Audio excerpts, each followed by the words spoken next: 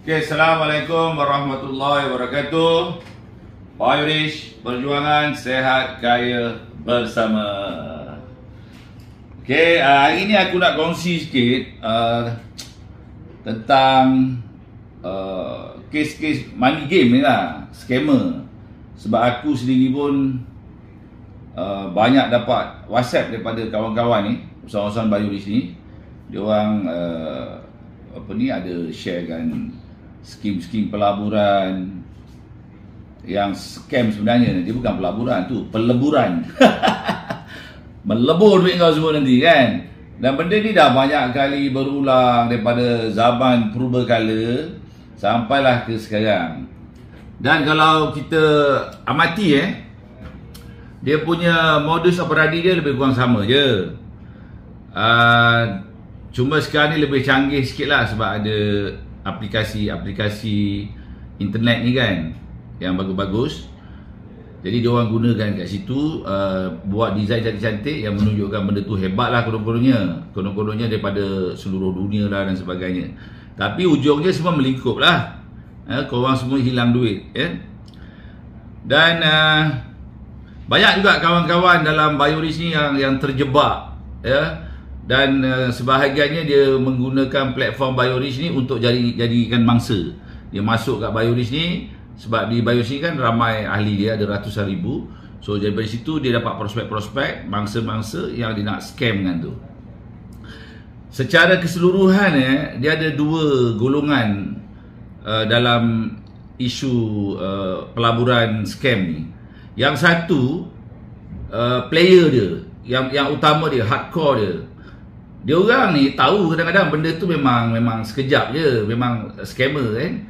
Tetapi oleh kerana dia ni kemaruk sangat, jakun sangat nak buat duit, lantaklah asalkan aku balik modal, asalkan aku untung, orang lain pergi mampus lah, pergi lantak dia lah. Orang ni yang jahat ni kan. Kadang-kadang kita nampak dia gunakan nama-nama agama, dia gunakan penampilan macam orang alim. Gelaran-gelaran yang kita rasa wah ini hebat ni dia orang ni kan. Tapi sebenarnya dia menggunakan benda-benda ni semua untuk mengaburi orang-orang ramai yang mungkin tak tahu. Itu yang pertama.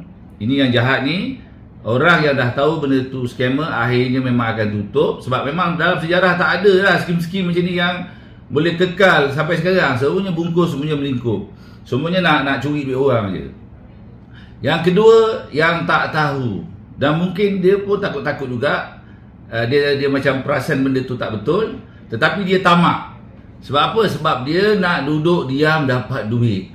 Aku tak nak pening kepala buat bisnes. Aku nak masuk duit yang aku tahu. Tiap-tiap bulan aku dapat duit. Sebab dijanjikan peratusan komisen tu sampai sebulan 10%, 20%. Agak-agak lah korang ni. Gunakan otak tu gunakan apa yang kau belajar kat sekolah tu. Belajar tinggi-tinggi, kadang-kadang kau tak gunakan otak kau untuk berfikir dengan cara yang betul. Aku nak sebutkan sini beberapa contoh pelaburan yang sebenar Okey, biasanya kalau nak buat nak duduk dia dapat duit ni, kau kena melabur dekat fixed deposit, dekat bank-bank Daripada semakan yang aku buat, antara bank yang paling tinggi untuk tahun 2023 ni yang bagi fixed deposit untuk setahun tau, Alliance Bank 4.2% dalam masa 12 bulan. Jadi kalau kita bahagi dengan 12, sebenarnya sebulan dia bayar hanya 0.35%. Maksudnya kalau kau melabur RM100, kau dapat 35 sen tau. Kalau kau melabur RM1,000, kau dapat RM3.50. Itu bisnes memang macam itulah. Mana boleh untung banyak-banyak. Sebab kau duduk diam dapat duit. Itu tak masuk tolak zakat tau, yang ni Alliance Bank ni. Yang kedua, Bank Rakyat. Bank Rakyat ni dia cemerlang sikit. Paling tinggi dia bagi pada tahun 2011 dia bagi sampai 20%. So kalau kita bahagi dengan 12, sebulan hanya 1.67%. Maksudnya kalau kau melabur 100, kau dapat RM1.67. Kalau kau melabur 1000, dapat RM16.70 tau sebulan. Memang macam tu. Tetapi Bank Rakyat ni dia adalah bank koperasi. Dia antara bank yang paling tinggi. bayaran dividen dia, sebab dia adalah bank koperasi. Kita nak melabur sekarang pun tak boleh, dia orang yang awal-awal dulu saja, dia tertutup konsep dia, ya. Dan dia melabur di bisnes-bisnes kerajaan, contohnya TNB, elektrik memanglah untung, okey, dan juga highway, banyak yang kerajaan punya lah, okey. Tahun 2018, ini yang paling rendah, ya. Bank Rakyat bayar 13%. 13% ni setahun, kalau kita bagi 12 bersamaan sebulan 1.08. Kalau kau melabur 100, kau dapat RM1.08. Kalau kau melabur 1,000, kau dapat RM10.80 sebulan. Ini pelaburan yang benar, Tabung haji, ini tabung haji. Aku pun ada buat simpanan kat tabung haji. Untuk tahun 2023, dia bayar sebenarnya 5.6%. Ya, tapi termasuk zakat. Bila kita tolak zakat 2.5%, kita hanya dapat 3.1% sahaja. Bagi 12, bersamaan 0.26% sebulan. Maksud dia, kalau kau simpan 100, kau dapat 26 sen. Kalau kau simpan 1,000, kau dapat RM2.60. Inilah pelaburan. Dia tak boleh tinggi sangat. Memang logik. Sebab apa? Kita nak tengok kadar dia punya dividen ni, mana-mana skim kapitalis ni, kita boleh tahu sebenarnya, kita boleh agak. Kita boleh tengok daripada KDNK negara tersebut dan juga dia punya inflasi. Kalau kita tengok, KDNK, keluaran dalam negara kasar suku kedua tahun 2023 di Malaysia ini, sebanyak 2.9% pertumbuhan ekonomi kita. Jadi bank biasanya dia takkan jauh dia punya dividen daripada 2.9%, sebab kita tahu pertumbuhan ekonomi Malaysia KDNK dia 2.9 ataupun 3.4. That's why kalau kita tengok tadi dalam setahun, purata dividen dia memang banyak tu. Melainkan bank rakyat, sebab bank rakyat ni dia lain sikit, dia bukan conventional bank. Di pelaburan tu dekat banyak agensi kerajaan memang dah establish, dia memang daripada dulu cemerlang. Dan inflasi untuk terkini 2023 sebanyak 1.9%.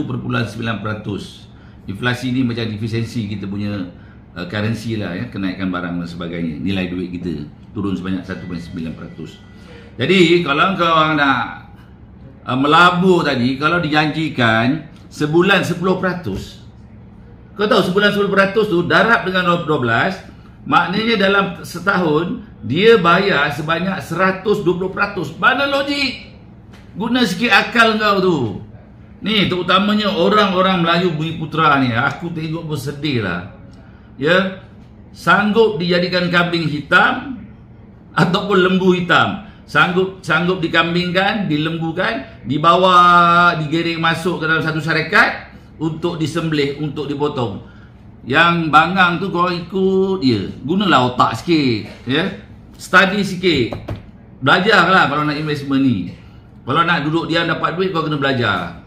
Jangan sampai kau punya duit tu burn semua, habis semua tau. Lepas tu kau pergi beramai-ramai pergi balai polis, mengamuk, marah, minta polis siasat, minta duit kau balik. Bro, dah berapa kali polis nasihatkan, jangan melabur skim-skim yang macam ni. Kalau kau nak berniaga, kau berniagalah betul-betul. Pertamanya bisnes ni mestilah ada produknya. Ini dijanjikan bulan bintang, kau pergi percaya dia jual angin je tau. Lepas tu polis pun boring, nak siasat. Lepas tu kau salahkan polis, kau salahkan pemimpin negara ni. Padahal salah kau sendiri, itu duit kau. Jadi kau lah kena ambil perhatian, study lah sikit, dengarlah sikit nasihat-nasihat orang-orang yang betul-betul nak beri nasihat. Bukannya ni bangsat-bangsat ni memang kaki money game ni daripada dulu sampai sekarang. Kalau benda-benda scammer, investment ni muka dia orang ni lah. Dan nombor 2 yang paling penting juga, skim-skim begini bukan sahaja memang menipu, dia juga adalah riba. Kau melabur, tak ada barang, tak ada bisnes, kau pun tak tahu. Lepas tu kau dijanjikan fix deposit setiap bulan mungkin 10%, 20%, itu riba. Kau tahu tak riba ni apa? Riba ni, siapa-siapa yang mengamalkan riba dan bersebahat dengan riba, ya, adalah musuh Allah Subhanahu wa taala. That's why di dalam Al-Quran disebut, sesungguhnya mereka yang mengamalkan riba ni, akulah Allah. Allah sebut kebesaran dia. Akulah Allah, macam tu tau. Sebut nama kebesaran dia, dan Rasulku akan memerangi kamu. Bahaya tu. That's why lah, kalau kita tengok orang-orang yang terbabit dan skim-skim ni, hidup dia tak barakah, akhirnya berantakan, akhirnya kehinaan, tak kecukupan. Allah tarik, Allah cabut keberkatan dalam hidup dia. Duit tu duit kau, lantak kau lah. Duit kau kan. Cuma aku nak bagi nasihat. Yang pertama, ya, kalau riba kau jangan main-main. Ya, walaupun satu sen riba, masalah kau. Ya, orang yang makan riba, darah daging dia, habuan dia ialah neraka jahanam. Itu yang paling kau kena takut. Yang kedua tadi, ada satu kes, ya, pesara kerajaan, dia dapat duit graduasi ke 220,000. Dengar skim-skim macam ni, dia mula masuk, lepas tu dapat. Wah, dia kata ni betul lah, sebab bukti dia aku dapat macam mana dijanjikan. Lepas tu dia masuk semua 220,000. Kesudahannya apa?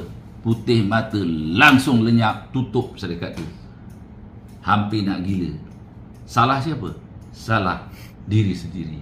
Inilah orang Melayu terutamanya, tak belajar daripada kesilapan-kesilapan dan tak ambil pengajaran di masa lalu. That's why sekarang ni ada Melayu yang pasal duit tau, pasal duit, tak ada prinsip, sanggup jadi ejen Mossad, ejen Israel, pasal duit. Ni apa kejadah dia bangsa di sini.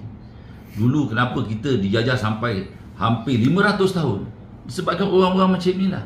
Orang-orang yang tidak ada prinsip, asalkan dapat duit, asalkan aku dapat. Ni kau ni apa punya standard ni? Kau ni apa punya kualiti ni? Ada prinsip lah. Pegang prinsip, bro. Prinsip itu ialah jati diri kau. Itu ialah maruah diri kita.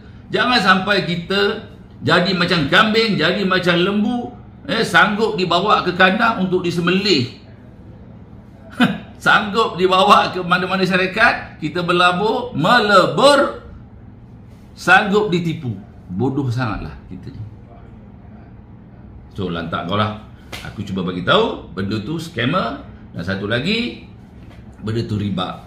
Kalau sebulan dia boleh bagi lebih daripada yang aku sebutkan tadi, ya, 5% pun dah tinggi bang. 5 kali 12 berapa?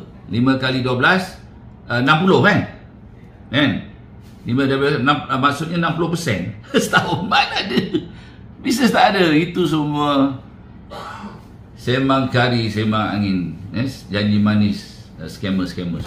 Okey, itu sajalah, apa yang aku cakap ni. Aku bukan marah, itu nasihat kepada yang si bingai ni semua. Kau nak dengar, dengarlah. Kau tak dengar, itu kau punya pasal. So, terpulang pada kau lah. Okey, aku doakanlah, mudah-mudahan Allah Subhanahu Wa Taala melindungi kita semua daripada bahaya riba dan juga skim-skim ni yang akan menjahanamkan masyarakat. Kita doakan mereka-mereka yang jahat ni sedar. Kalau tak sedar, biarlah mereka semua bungkus dan juga mendapat kemurkaan daripada Allah Subhanahu Wa Taala. Dia nak binasakan, nak tipu hidup orang lain. Mudah-mudahan Allah cabut keberkatan dalam hidup dia kalau dia tak bertobat. Okey, itu saja. Sekian, terima kasih.